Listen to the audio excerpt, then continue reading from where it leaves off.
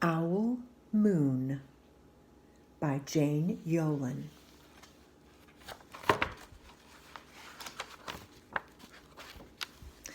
It was late one winter night, long past my bedtime, when Pa and I went owling. There was no wind.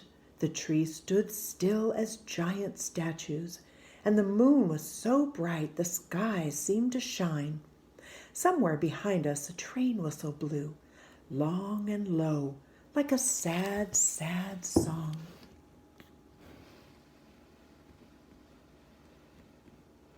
Do you see the train?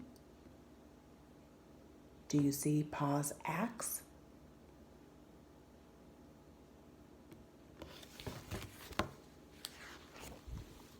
I could hear it through the woolen cap Pa had pulled down over my ears. A farm dog answered the train, and then a second dog joined in. They sang out, trains and dogs, for a real long time. And when their voices faded away, it was as quiet as a dream. We walked on toward the woods, Pa and I.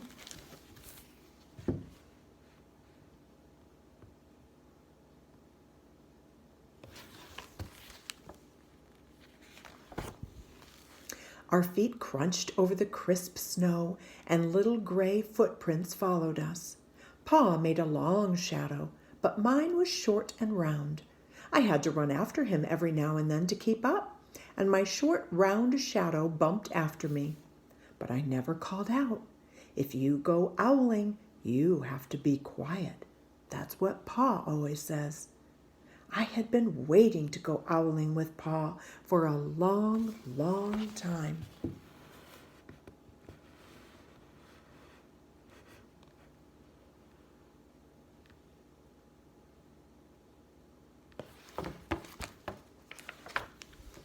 We reached the line of pine trees, black and pointy against the sky, and Pa held up his hand. I stopped right where I was and waited. He looked up as if searching the stars, as if reading a map up there. The moon made his face into a silver mask. Then he called, "Hoo! Hoo! Hoo!" the sound of a great horned owl. Hoo! Hoo!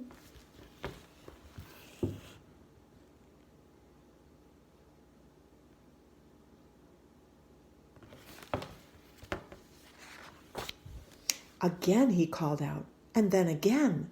After each call he was silent, and for a moment we both listened. But there was no answer. Pa shrugged, and I shrugged. I was not disappointed. My brothers all said sometimes there's an owl, and sometimes there isn't.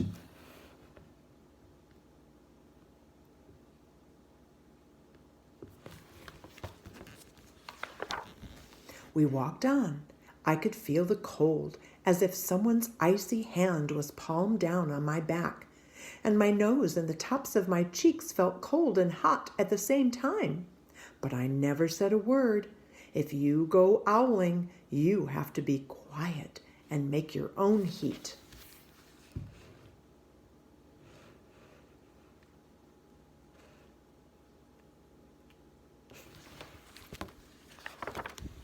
We went into the woods. The shadows were the blackest things I had ever seen. They stained the white snow. My mouth felt furry, for the scarf over it was wet and warm. I didn't ask what kind of things hide behind black trees in the middle of the night.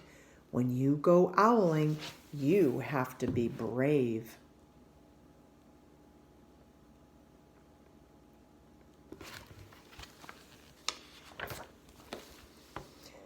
Then we came to a clearing in the dark woods. The moon was high above us.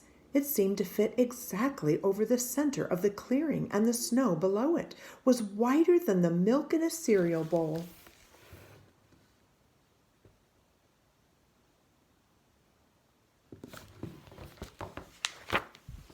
I sighed, and Pa held up his hand at the sound. I put my mittens over the scarf over my mouth and listened hard. And then Pa called, "Hoo! Hoo! Hoo!" I listened and looked so hard. My ears hurt and my eyes got cloudy with the cold. Pa raised his face to call out again, but before he could open his mouth, an echo came threading its way through the trees. Woo! Woo! Woo! Pa almost smiled. Then he called back, whoo! Whoo! Just as if he and the owl were talking about supper, or about the woods, or the moon, or the cold. I took my mitten off the scarf, off my mouth, and I almost smiled too. Forgot to show you this picture.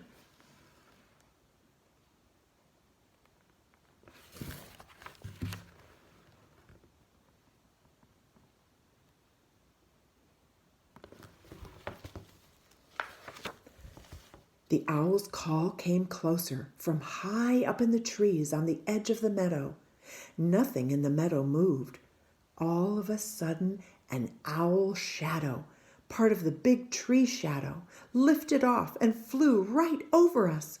We watched silently with heat in our mouths, the heat of all those words we had not spoken. The shadow hooted again.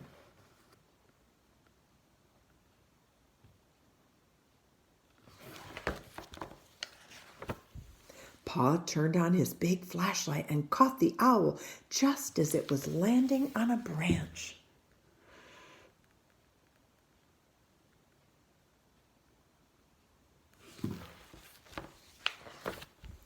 For 1 minute, 3 minutes, maybe even 100 minutes, we stared at one another.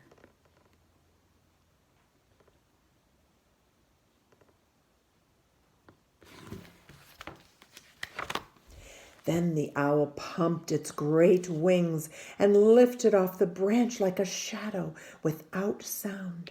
It flew back into the forest. "Time to go home," Pa said to me. I knew then I could talk. I could even laugh out loud, but I was a shadow as we walked home.